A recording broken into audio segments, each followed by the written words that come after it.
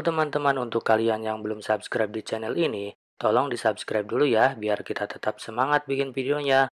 Oke?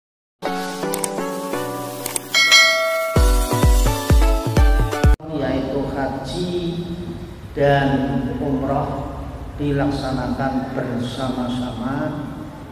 Ini nanti pada waktu tawaf qudum, tawaf qudum dengan sa'inya, tapi tidak bertahallul. Tahallulnya nanti setelah bersama-sama ibadah haji.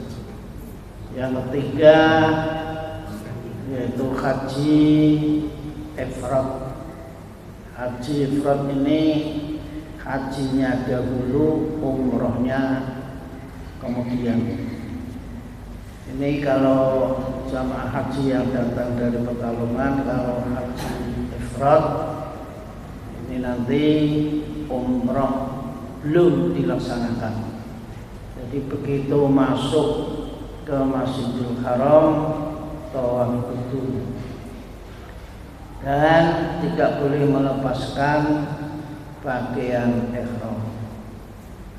Nanti pakaian ihram dipakai terus sampai menjelang haji, yaitu tanggal 8 bulan Dzulhijjah.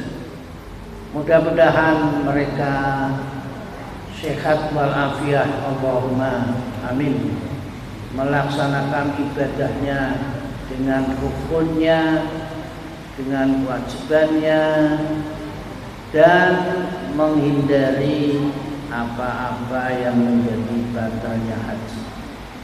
Hadirin rahimakumullah, bagi kita yang tidak berhaji, ini nanti disunahkan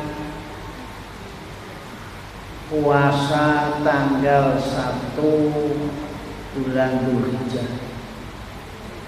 Kalau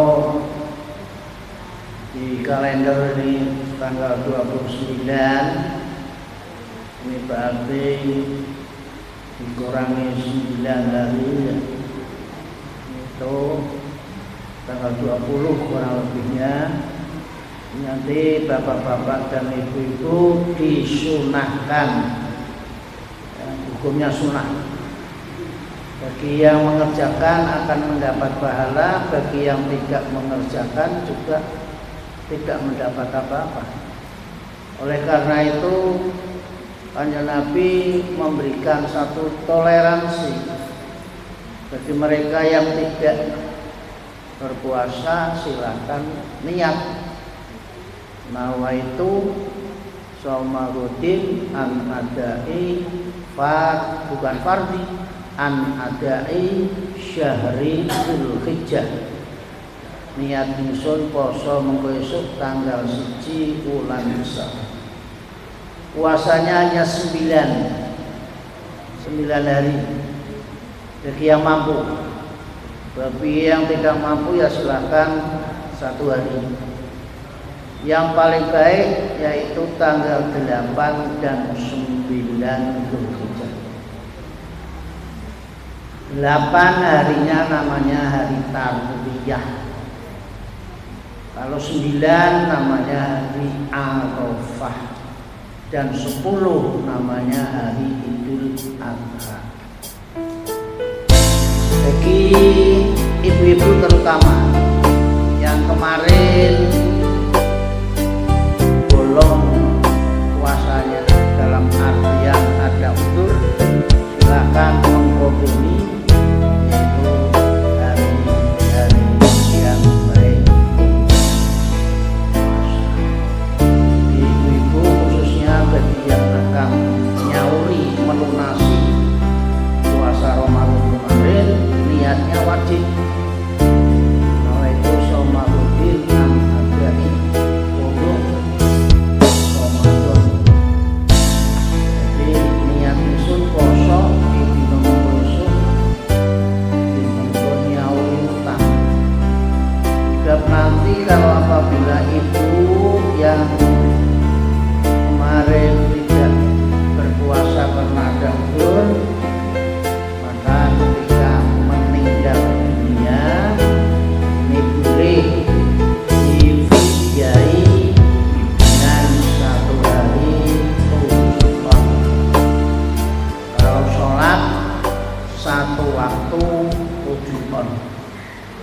yang disebut dengan memutke atau fidyah. Hadirin rahimakumullah, mengapa disebut dengan tarwiyah? Artinya bermimpi. Ketika tanggal 8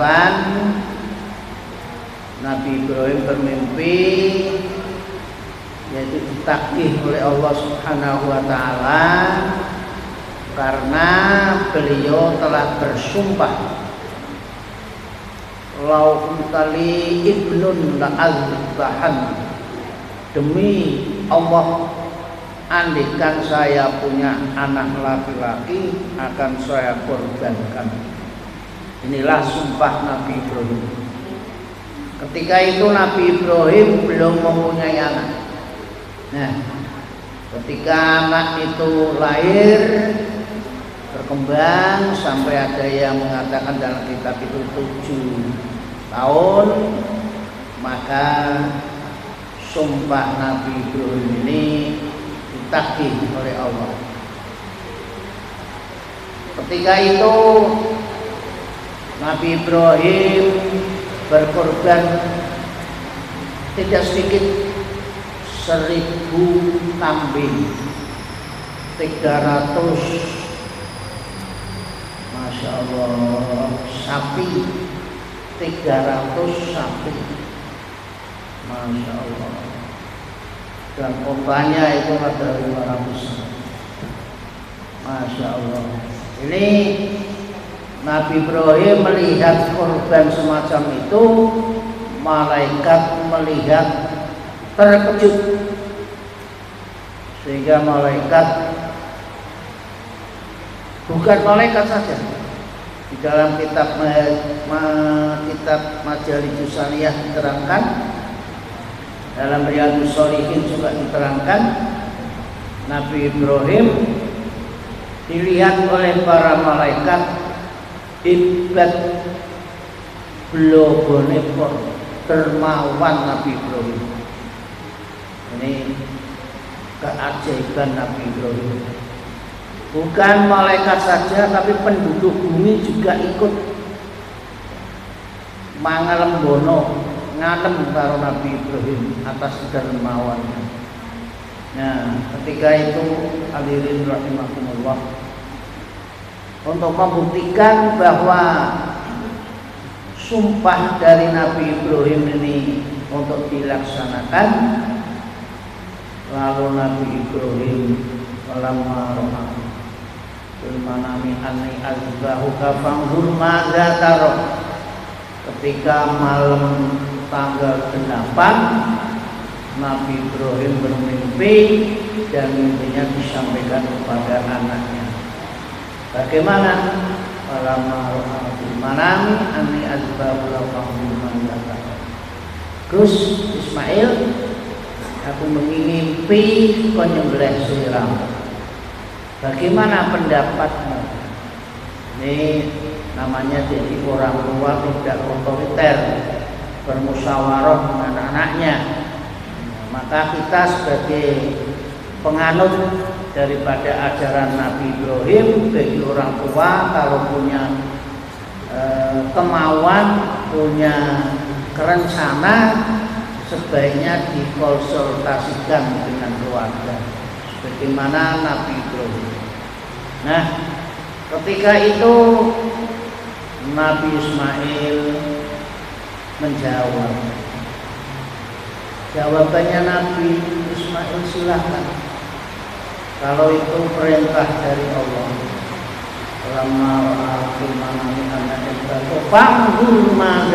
Bagaimana pendapatmu Ismail?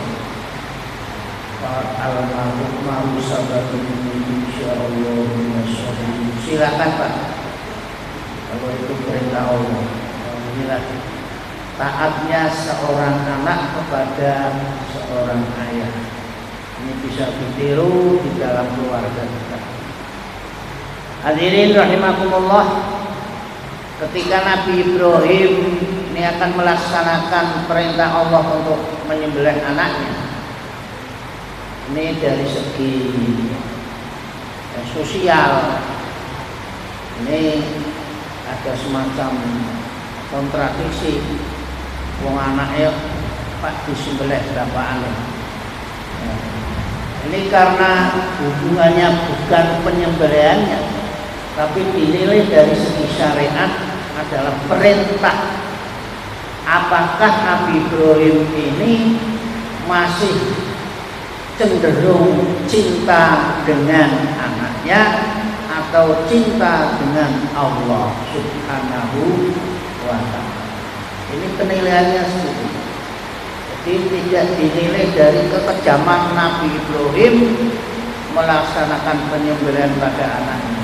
Ternyata betul apa yang dikatakan dalam kitab ini, bahwa Nabi Ibrahim melaksanakan penyembelihan ini bukan untuk yang namanya kekejaman, tapi ini untuk menilai sebagai berapa beratnya cinta anak dan cinta kepada Allah. Nah, ini tolong bapak-bapak dan ibu-ibu perlu dianalisa. Sementara kita lebih senang pada anak, pada Allah di nomor 2 kan. Ini banyak sekarang ibu-ibu, ya. Mengapa tidak ikut tahlilan, tidak ikut terawih, tidak ikut sholat id? Gara-gara anaknya rewel, anaknya nangis, anaknya beko, anaknya nakal. Akhirnya perintah Allah sholat, fasholli li rabbika wanhar, tidak dilaksanakan. Ini namanya cinta kepada anak lebih besar daripada cinta kepada Allah. Nih, contoh yang kedua, ketika kita punya anak, untuk membiayai anak menjadi anak yang soleh dan solehah, disekolahkan sampai tamat, dipondokkan sampai tamat, menelan biaya banyak. Ini kadangkala orang tua berpikir Jawa dok Pak di sekolah ke dhuwur-dhuwur, wong nek wis kawin ki anggere yo nang dapur. Ini masih ada kalimat itu di masyarakat, sehingga wanita perempuan ini tidak bisa seimbang dengan laki-laki untuk mencari ilmu. Tapi alhamdulillah sekarang bisa kita buktikan di Indonesia, ya, banyak pilot, ya, kapal terbang wanita, supir wanita, bupati wanita, wali kota wanita, presiden juga pernah dari wanita, ketua DPR wanita. Ini menunjukkan bahwa wanita itu eksistensinya lebih ada kelebihan. Nah, bagaimana lalu dilaksanakan? Yaitu di daerah Mino, letaknya sebelah timur Mekah, arahnya ke timur menjelang mendekati dengan Musdalifah, mendekati dengan Arafah. Itulah Nabi Ibrahim melaksanakan penyembelihan anaknya Ismail. Nah, hadirin rahimakumullah, pelaksanaan ini kalau dibuat film, ya, saya belum pernah melihat film Ibrahim dan Ismail, belum. Mungkin bagi produser mungkin agak kurang berminat, mungkin ada kerugian dan lain sebagainya, kurang berminat. Tapi bagi kita umat Islam, bahwa peristiwa ini diabadikan dalam Al-Quranul Karim ketika Nabi Ibrahim sudah tua 120 tahun belum beranak. Beliau Nabi Ibrahim berdoa terus, Rabbi habli minas sholihin, Rabbi habli minas sholihin, Rabbi habli minas sholihin. Ternyata doa itu dikabul oleh Allah. Hadirin rahimakumullah. Ketika Nabi Ibrahim meletakkan pedangnya di leher Ismail, dengan Nabi Ibrahim ya ikhlas, falamma sallama wa kallamal jabin. Jadi Nabi Ibrahim di dalam pelaksanaan ini jelas-jelas mengikuti alur syariat penyembelihannya, pakai dengan pedang juga. Diletakkan anaknya seperti kambing yang akan disembelih. Nah, hadirin rahimakumullah. Ketika Nabi Ibrahim meletakkan pedangnya di leher, malaikat ini serempak bersama-sama takbir, Allahu Akbar, Allahu Akbar, Allahu Akbar. Ini yang diucapkan oleh para malaikat bersama-sama. Sehingga di dalam masjid ini nanti kalau ada penyembelihan, para mudhohi, para yang korban maupun penonton maupun yang hadir maupun yang menyembelih, ya, mari membaca takbir, Allahu Akbar, Allahu Akbar, Allahu Akbar. Mengapa malaikat takbir demikian rupa? Karena mentaajubi, mengagumi bahwa Nabi Ibrahim lebih senang kepada Allah daripada senang dengan anaknya. Ketika itu Nabi Ibrahim masih memegang pedang, dan pedang itu dilaksanakan sebagaimana biasa orang menyembelih. Nabi Ibrahim mendengar takbir itu. Siapa takbir itu?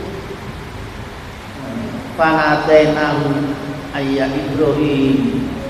Ada panggilan ayat Ibrahim, dipanggil oleh Allah lewat malaikat Jibril dan kawan-kawannya membaca takbir, dan Ibrahim menjawab, La ilaha illallah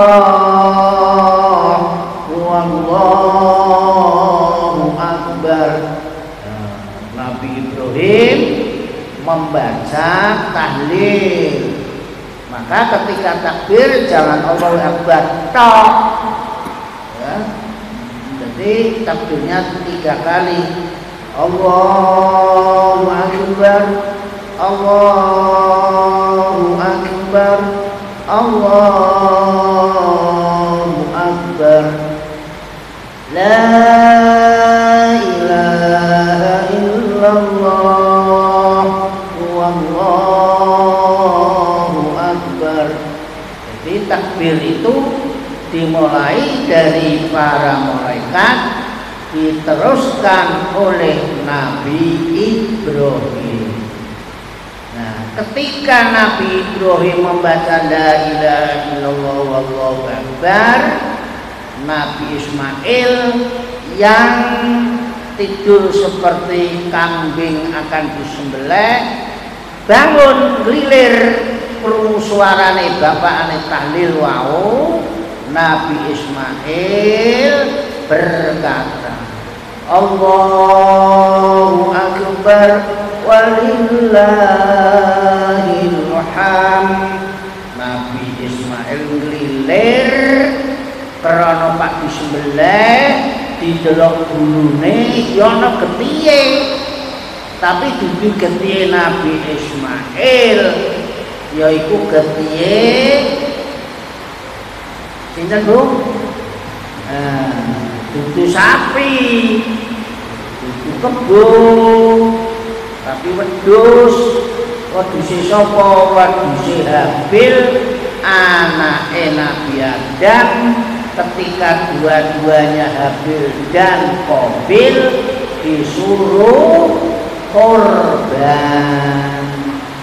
Jadi kurban itu merupakan satu bentuk amalan dari Nabi Adam sampai sekarang ila yaumil kiamah.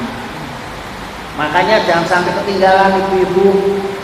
Ya, mari yang punya harta, ya, yang melebihi ulul mal, silakan ya, untuk berkorban. Sebab korban ini hukumnya beda-beda, Pak. Ada yang mengatakan wajib, kalau tidak korban dosa itu. Ada yang mengatakan itu. Ini yang vokal. Dasarnya ada. Fasholli li rabbika wanhar. Wanhar itu sembelihlah korban. Ini perintah. Allah itu kalau perintah orang liya perintah wajib. Mula wonten sing para mazhabil arba'ah berpendapat bahwa korban itu hukumnya wajib. Ada lagi yang lentur tidak wajib tapi fardu kifayah. Ada lagi sunnah muakkad, ada lagi sunnah. Di samping sunnah muakkad itu ada namanya sunnatul ain, yaitu setiap satu rumah yang ada keluarganya yang korban satu bisa membantu keluarga yang lain. Jadi umpamane jenengan sing sak omah korban siji melu rombongan sapi 7, niki otomatis sing derek sinten umpamane kepala keluarga niki bisa memberikan pertolongan kepada istrinya yang tidak korban, anaknya yang tidak korban, pokoknya yang ada di dalam keluarga itu. Inilah kemurahan daripada syariatul Islam. Sehingga dengan hadis yang ceritanya seperti itu, maka korban itu hukumnya tidak wajib, hukumnya sunnah, sunnah muakkad, sunnah yang dikuatkan. Setahun sekali itu korban, setiap tanggal 10, tanggal 11, 12, 13, 4 hari korban. Jadi kalau korban umpamanya menurut kalender itu Kamis, berarti Kamis mulai korban, Jumat, Sabtu, Ahad. Ini batas akhir Ahad. Jadi bodoh tanggal 11, tanggal 12, tanggal 12. Kamis, Jumat, Sabtu, Ahad. Lalu takbirannya, membaca takbir itu dimulai sebelum Idul Adha. Jadi nek bodone Kamis niku takbiranane wis mulai dina Rebo subuh. Subuh dina Rebo niki pun mulai takbiran. Ya, sekali lagi diteruskan hari Arafah. Arafah itu hari Rebunya itu Arafah. Jadi orang haji berkemah di wukuf. Di sana di Arafah berwukuf. Hadirin rahimakumullah. Oleh karena itu di dalam penjelasannya yang namanya korban ini ada aturan, tidak sama dengan kekah. Kalau kekah setiap umur sepindah. Jadi kekah niku sak umur sepisan. Tapi nek korban sebaiknya ya utamanya setiap tahun sekali, yaitu tanggal 10, tanggal 11, 12, 13. Puasanya yang diutamakan adalah puasa Tarwiyah tanggal 8 dan Arafah tanggal 9. Ini sunnah. Nawaitu sauma ghadin liyaumi tarwiyata. Niat ingsun poso dina tarwiyah tanggal 8 bulan besar sunnah karena Allah. Sing 9 yaitu disebut dengan yaumul Arafah. Nawaitu sauma ghadin liyaumi Arafata sunatan lillahi ta'ala. Bodone ora kena poso. Tasrek tanggal 11, 12, 13 boten kenging poso, hukume haram. Jadi kalau ada korban kok nganti dino Senin korban, niki boten dinameni korban. Batasnya sudah habis, namanya sedekah. Begitu pula sebelum sholat Id, ya, kambingnya sakit. Bagaimana ini kalau menunggu kambingnya nanti Idul Adha, kedarung mati manemah sembelih sakurunge bodo besar, tapi ora niat kurban, niate sedekah. Diberikan kepada siapa?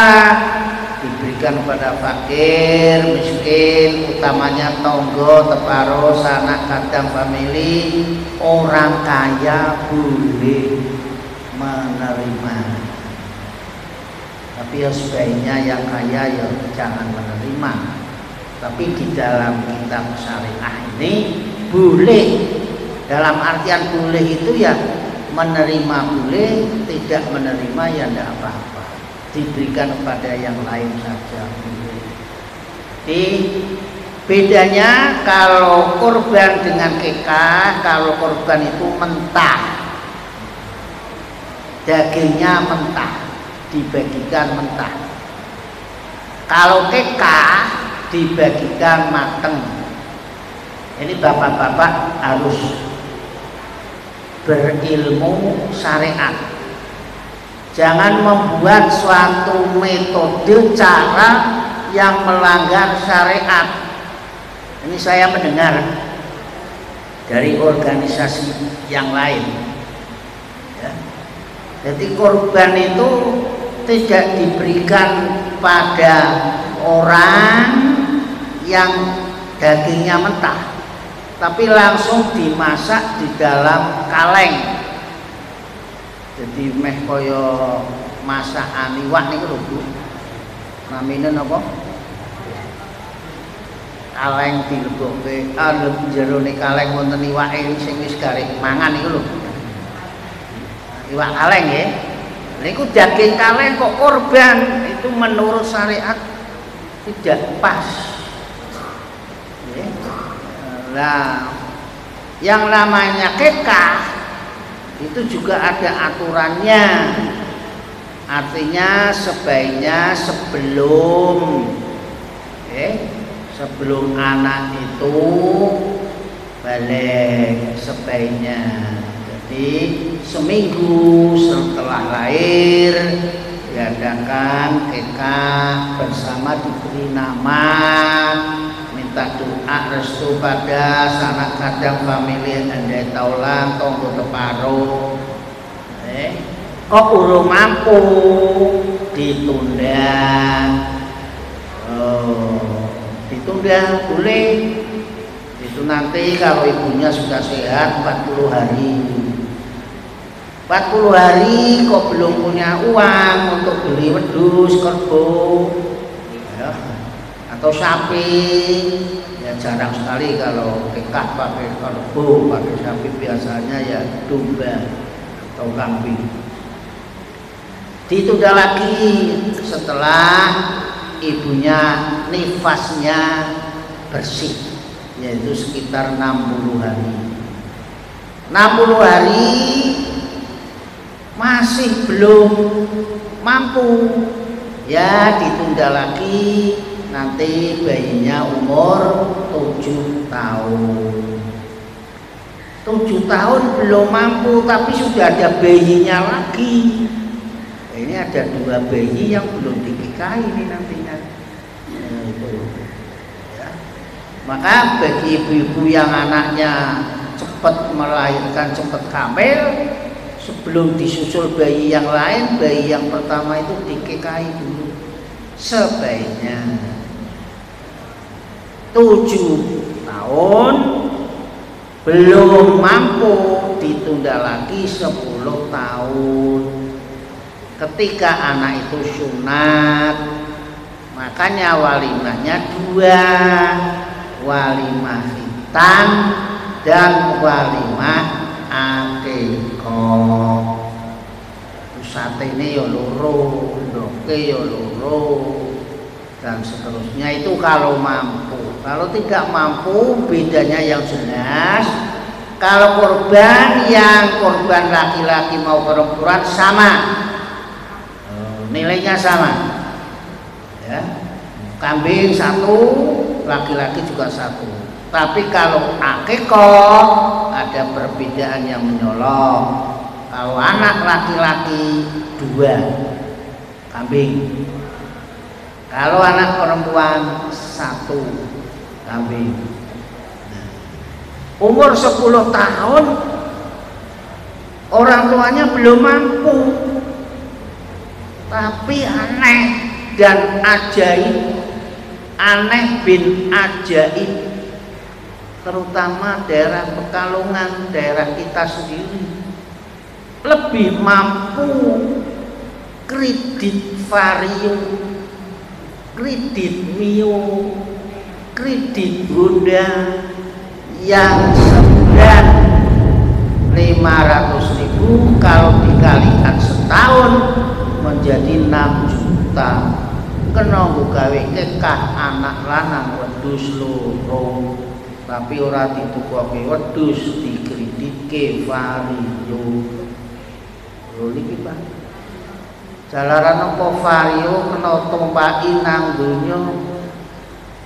Kaya niku. Dadi awake dhewe niki wong Islam kok kuwi cara berpikir iki coke sih seneng donya. Padahal wis dielek-elek Gusti Allah, walal akhiratu khairul laka minal ula. Akhirat itu lebih utama daripada dunia.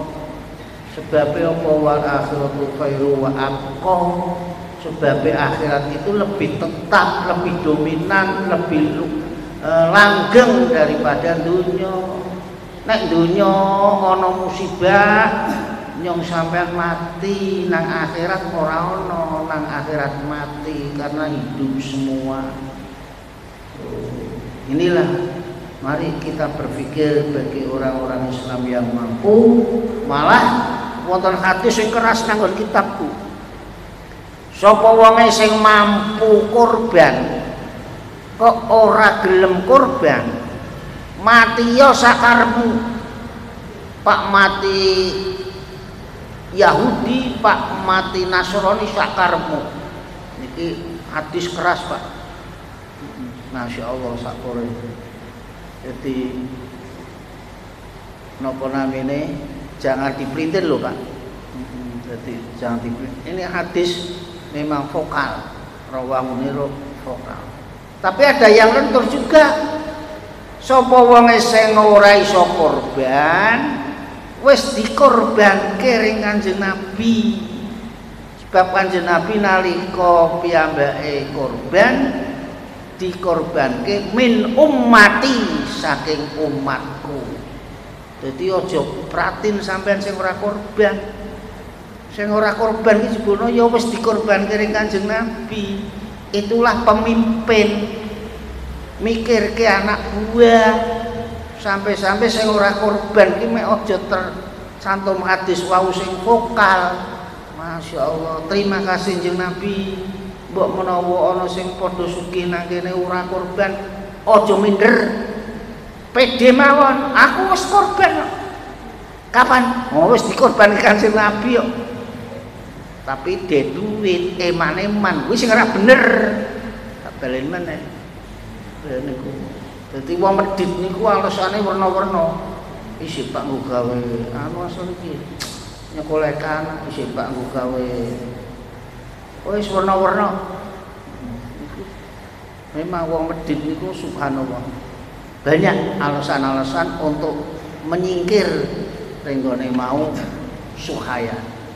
Mula mriki Kanjeng Nabi njelaske malih supaya nyo sampeyan niki di dunia ini supaya bisa tenang hidupnya niki an Abi Abdillah Nu'man bin Bashir qala sami'tu Rasulullah sallallahu alaihi wasallam innal halala bayyinun. Perkara sing halal kuwi genah ketok, wa innal harama bayyinun, sing haram yo ketok, wa bainahuma lan antarane sing halal lan haram iku mustabihat. Mustabihat niku samar. Sing samar sing ora pati okatok iku layak lamuhuna kang ora padha weruh sapa manusa kasirun sapa wong akeh minan nasi saking manusa. Dadi nang donya niki Bu, Pak, iki wis dijelaskan hadis niki. Dunia ini penuh dengan 3. Apa itu? Halal, yang kedua haram, yang ketiga mustabihat. Mustabihat ini samar-samar, halal yora, haram yora. Mula akeh sing ora ngerti la ya'lamuhunna katsirum minan nas. Lah contone gampang, Pak. Nyuwun sewu, sing wis kadung ya ora kaiki Pak, ora karengan aja dibaleni. Upamane sampean jajan taun padha suwike. Mun nate dereng Bu. Dereng ya? Mudah-mudahan itu. Sebab itu banyak tafsir-tafsir sing mengharamkan daripada yang menghalalkan. Jadi banyak ulama yang mengharamkan daripada yang menghalalkan. Namanya mustabihat, samar-samar. Jadi sing halal wis genah. Kaya niku. Sing haram ya wis genah. Lah antarane haram karo halal kuwi tengah-tengah diarani samar. Sing wong-wong manusa padha ora ngerti. Lah nek wis ngerti piye? Nek maune urung ngerti upamane ibu dijak kancane sekali-sekali sing kula ya Bu nauta suwike. Niku iki kedarung mangan ya ora ngerti ora masalah. Mulane barang niku nek ora ngerti ora ana masalah. Contone sampean ring Bali ora ngerti nek kuwi iwak baby sampean mlebu warung ya niku nang kono njaluk sate. Satene sate baby dipangan jenengan upamane. Donge metu ketemu wong bendang. Lah kuwi ndi? Lah kuwi ora. Aduh. Kuwi iki iwak baby. Priye Pak? Priye Pak? Nek sampean kok kuwi. Apa Pak mutah bae diutahke nang jero bae nganti mek entek ngono? Ora usah. Wong barang ora ngerti. Sampean ngene yo alhamdulillah gara-gara sampean ngelikke. Nek ora ngelikke ngono cok enyong yo Pak maneh ora. sapele urip nyo nembe iki man bebi. Jadi sampean ora kondopi nyo ora ngerti. Barang ora ngerti. Niku dadi hukume barang ora ngerti niku paling kepenak. Termasuk wong bodho. Mulane wong bodho iki wajib sinau, wajib ngaji ben ngerti. Mengko nek wis ngerti itu halal, itu haram, baru ngerti engko mustabihat ki apa maneh. Contone kaya curut, bakso, gula, gawe warna-warna lah. Oleh karena itu mari kita sampai di sini saja dulu ketentuan-ketentuan hukum bahwa halal itu terang, haram itu terang. Di antara keduanya ada sesuatu yang samar dan manusia banyak yang tidak tahu.